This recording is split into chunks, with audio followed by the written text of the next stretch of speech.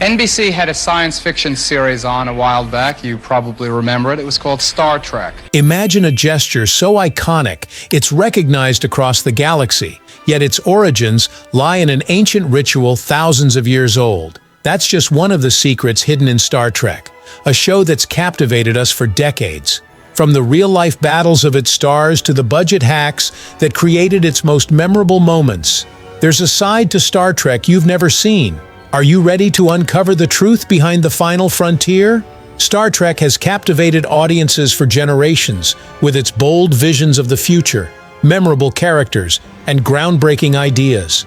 But beyond the starships and space battles, the series is packed with hidden details, clever tricks, and behind-the-scenes secrets that many fans never realized. From the personal struggles of its cast to the ingenious ways the production team stretched their budget, the making of Star Trek is as fascinating as the show itself. Join us as we delve into some of these untold tales. Let's begin with a story of resilience and courage. Grace Lee Whitney brought Yeoman Janice Rand to life in Star Trek's original series. Initially intended to be a recurring character and a potential love interest for Captain Kirk, Rand was abruptly written out after just 8 episodes. Years later, Whitney bravely revealed that she had faced serious allegations against a studio executive around the time of her departure, an experience she believed contributed to her being let go. One of the most challenging moments for Whitney came during the filming of The Enemy Within, where an evil version of Kirk attempts to harm Rand. Despite the discomfort, she praised William Shatner for his professionalism and respect during that scene. After battling addiction, Whitney made a triumphant return to the Star Trek universe in several films, including The Motion Picture, The Search for Spock, The Voyage Home, and The Undiscovered Country, as well as an episode of Voyager. She also appeared in fan films like World Enough and Time and Of Gods and Men, becoming a beloved figure at conventions. Reflecting on her time on the show, she once said, "Spock never needed me for my body, he needed me for my feelings," highlighting the unique bond her character shared with the Vulcan science officer. Whitney's story is a testament to the strength of the human spirit and the enduring impact of the Star Trek community. Her autobiography provides deeper insights into her journey, and she remains an inspiration to many. Now, let's talk about how Star Trek almost didn't make it past its 3rd season. After 2 seasons of growing popularity and a passionate fan-led campaign to save the show, NBC renewed it, but with significant caveats. The network slashed the budget from $185,000 per episode in Season 2 to $175,000 in Season 3, and moved the show to the Friday 10 p.m. time slot, which was known for low viewership. With limited funds, the production team had to get creative. Sets were reused, special effects were minimized, and scripts were simplified. The show's visionary creator, Gene Roddenberry, frustrated by NBC's treatment, distanced himself from the series. Many believe that NBC's actions were a deliberate attempt to undermine the show. By renewing it under such unfavorable conditions, the network could claim they gave it a chance while ensuring its demise. Ironically, this decision paved the way for Star Trek's enduring legacy, as it found new life and massive success in syndication. The budget cuts had a noticeable impact on the quality of the 3rd season. Outdoor filming was minimized, with only The Paradise Syndrome shot largely outside. The characters became more exaggerated, and storylines more improbable, as noted by William Shatner and Leonard Nimoy. The departure of key creative figures like producer Gene L. Kuhn and script editor Dorothy Fontana further contributed to the decline in consistency. Despite these challenges, Season 3 still produced some memorable episodes, such as The Tholian Web and All Our Yesterdays, showcasing the resilience of the cast and crew. Speaking of Shatner and Nimoy, their relationship is another fascinating aspect of Star Trek's history. Born just 4 days apart in March 1931, both from similar backgrounds, they shared a deep connection that evolved over the years. As Captain Kirk and Mr. Spock, they are forever linked, but their off-screen relationship was complex. In the early days, they weren't particularly close.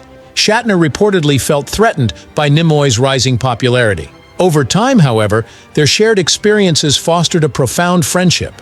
They supported each other through personal milestones and became like brothers. But in the years before Nimoy's passing in 2015, their bond fractured. Reports suggest the rift stemmed from Shatner using footage of Nimoy in his documentary The Captains without proper permission, which Nimoy saw as a betrayal. Despite Shatner's attempts to make amends, Nimoy stopped speaking to him, and they never reconciled. Shatner has since expressed profound regret, reflecting on their complicated yet cherished friendship in his book.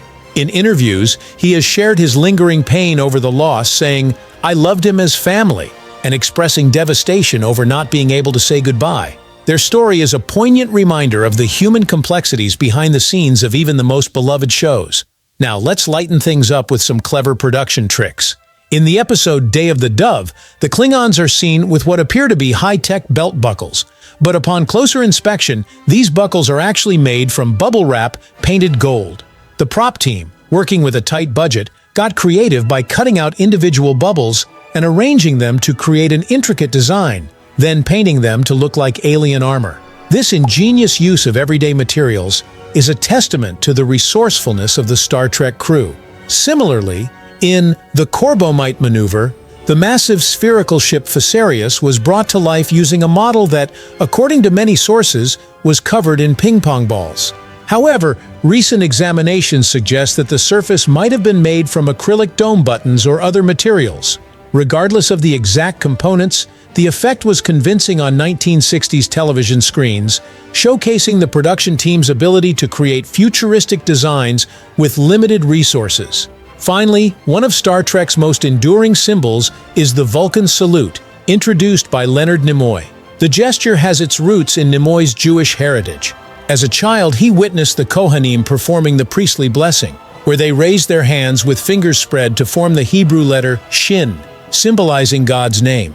Inspired by this powerful image, Nimoy suggested the gesture for Spock's character, creating an iconic symbol of peace and logic that resonates with fans to this day. The accompanying phrase, "Live long and prosper," written by Theodore Sturgeon, has become synonymous with the franchise.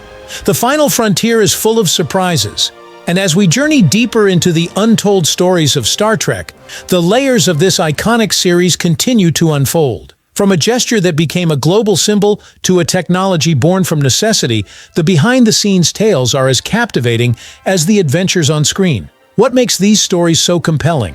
Perhaps it's the way they reveal the human heart behind the sci-fi spectacle. Let's dive into the next chapter of Star Trek's hidden history, picking up where we left off and exploring the secrets that shaped this legendary universe. Picture a young Leonard Nimoy sitting in an Orthodox synagogue in Boston, witnessing a moment that would echo across galaxies. During a sacred service, he saw the Kohanim raise their hands in a priestly blessing. Fingers parted to form the Hebrew letter Shin, symbolizing El Shaddai or Almighty God. That image, both mystical and profound, stayed with him. Years later, while filming the Star Trek episode Amok Time in 1967, Nimoy suggested this gesture as a greeting for the Vulcan people. The director embraced the idea, and with the words, "Live long and prosper," the Vulcan salute was born. But here's the kicker. Not everyone can pull it off. Even William Shatner struggled, once joking he needed wire to hold his fingers apart, and Zachary Quinto, the Spock of the reboot films, relied on glue for the gesture. This simple hand sign, rooted in ancient tradition, became a universal emblem of peace, with fans raising their hands at conventions and even inspiring a proposed statue in Nimoy's hometown. How does a childhood memory become a sci-fi icon? That's the magic of Star Trek. The Vulcan salute wasn't just a greeting, it was a cornerstone of Vulcan culture. Paired with "Live long and prosper" or "Dif tor he smusma" in the Vulcan tongue, it served as both a hello and a farewell. First spoken in Amok Time, the phrase was crafted by writer Theodore Sturgeon, and the Vulcan language itself was later fleshed out by linguist Mark Okrand for Star Trek II, The Wrath of Khan. The salute's cultural weight is evident in moments like the 2152 scene from Enterprise, where Ambassador Villar uses it to bid farewell to T'Pol. It's a gesture that carries centuries of meaning, both in-universe and in our world, where fans use it to connect across cultures. Ever tried the salute yourself? It's trickier than it looks, but its legacy is undeniable. Now, let's shift to a piece of Star Trek tech that's just as iconic, the transporter. Imagine the Enterprise landing on a new planet every week. Sounds epic, right? But in the 1960s, with a budget tighter than a Klingon's grip, that was a pipe dream. Filming shuttle landings or showing the Enterprise touching down would have blown the show's modest $185,000 per episode budget.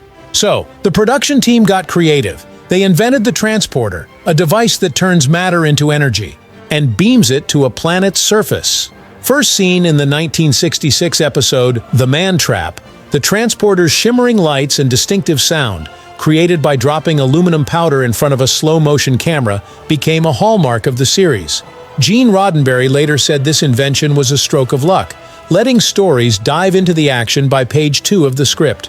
Without it, Star Trek might have been bogged down by logistics. Ever wonder how a budget cut could spark such a game-changer? That's the genius of necessity.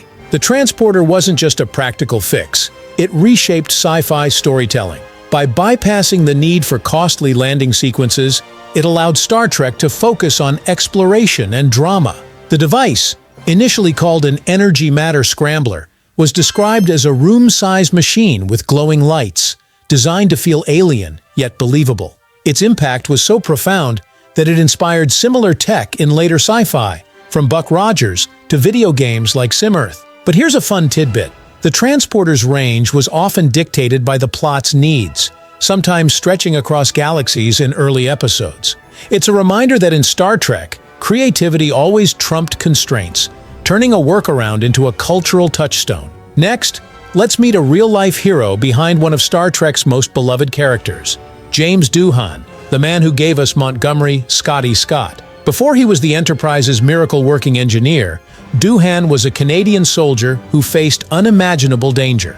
On June 6, 1944, during the D-Day invasion, he landed on Juno Beach, took out 2 enemy snipers and led his men through a minefield. But in a tragic twist, he was shot 6 times by a nervous Canadian sentry. One bullet was stopped by a cigarette case in his pocket, but another severed his right middle finger. When Doohan joined Star Trek, he went to great lengths to hide this injury, using clever camera angles, hand doubles, and even a prosthetic finger. Yet sharp-eyed fans can spot the missing digit in episodes like The Trouble with Tribbles or Catspaw. Knowing Scotty's grit came from Doohan's own courage adds a whole new layer to his character. Ever notice those fleeting glimpses of his hand? They're a quiet nod to a war hero's resilience. Doohan's story doesn't end there. His performance as Scotty was so authentic that he inspired real-world engineers, with fans crediting him for their career choices.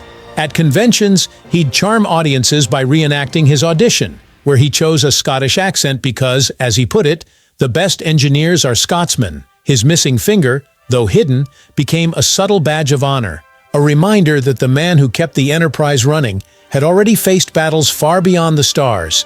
It's these human stories that make Star Trek's legacy so enduring. Now let's peek at a subtle but telling detail in the Star Trek opening credits.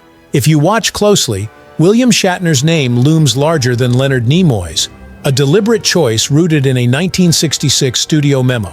The contract stipulated that Nimoy's name appear at 75% the size of Shatner's, reflecting Shatner's top billing as Captain Kirk.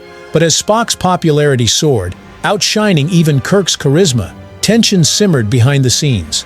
Fans adored Spock's logic and quiet strength, and by the second and third seasons, Nimoy's credit was upgraded to "and Leonard Nimoy as Mr. Spock," a nod to his growing stardom. This small detail in the credits speaks to the delicate balance of egos and the undeniable chemistry that made Kirk and Spock a legendary duo. Ever wonder how a font size could hint at such drama? It's a glimpse into the real-life dynamics of the Enterprise crew. Finally, let's toast the unsung heroes of Star Trek's props department. In Star Trek: The Next Generation's Relics, Scotty asked Data for a real drink, and out comes a bottle of Aldebaran whiskey, green, exotic, and unmistakably alien. But here's the secret. It's just a George Dickel, Tennessee whiskey bottle, emptied, relabeled, and filled with green-dyed liquid. This wasn't a one-off trick. The props team, working under tight budgets, turned everyday items into sci-fi treasures. Romulan ale, blue-tinted water, Klingon blood wine, often poured from repurposed shampoo bottles with wax seals. Even Borg tools were crafted from dental picks and model train parts. These clever hacks, like the bubble-wrap Klingon buckles from Part 1, show how Star Trek's magic was built on ingenuity. Next time you watch, can you spot the earthly origins of these alien artifacts? It's a game that makes every episode a treasure hunt. The journey through Star Trek's hidden corners has revealed a universe built on ingenuity, heart, and unexpected surprises. From the Vulcan salute's sacred origins to the transporter's budget-driven brilliance, we've uncovered the human stories behind the final frontier. But what happens when these behind-the-scenes secrets intertwine with the Enterprise's boldest missions? The answers lie in the details, some subtle, some profound, that shape Star Trek into a cultural juggernaut. Let's dive into the final chapter of this cosmic tale, where props, symbols, and ideas tell a story as captivating as the stars themselves. Consider the uniforms of Star Trek, the original series. They seem straightforward: vibrant shirts, black pants, and that iconic arrowhead badge. But peer closer, and a surprising truth emerges. In the show's early days, not every Starfleet crew wore the same insignia. The delta-shaped arrowhead, now a universal symbol of Starfleet, was once exclusive to the USS Enterprise. Other ships had their own distinct badges. In the Doomsday Machine, Commodore Decker of the USS Constellation wears a pretzel-like swirl, while in the Omega Glory, the USS Exeter's crew sports a rectangular badge with two horizontal lines. These differences were subtle, often lost on 1960s TV screens, but they're there for sharp-eyed fans. It wasn't until Star Trek the Motion Picture in 1979 that the arrowhead became Starfleet's standard, a tribute to the Enterprise's legendary 5-year mission. Fans have speculated about these variations, with some early novels suggesting they denoted departments or missions, but the reality is simpler. It was a design choice that evolved into canon. Ever wonder what other secrets those uniforms hold? Now, let's explore a quieter corner of the Enterprise: its walls. Amid the bustling corridors and engineering bays of Star Trek, the original series, you might overlook the pipes snaking along the set. But hidden among them is one of television's cleverest in-jokes: the G&DN pipes.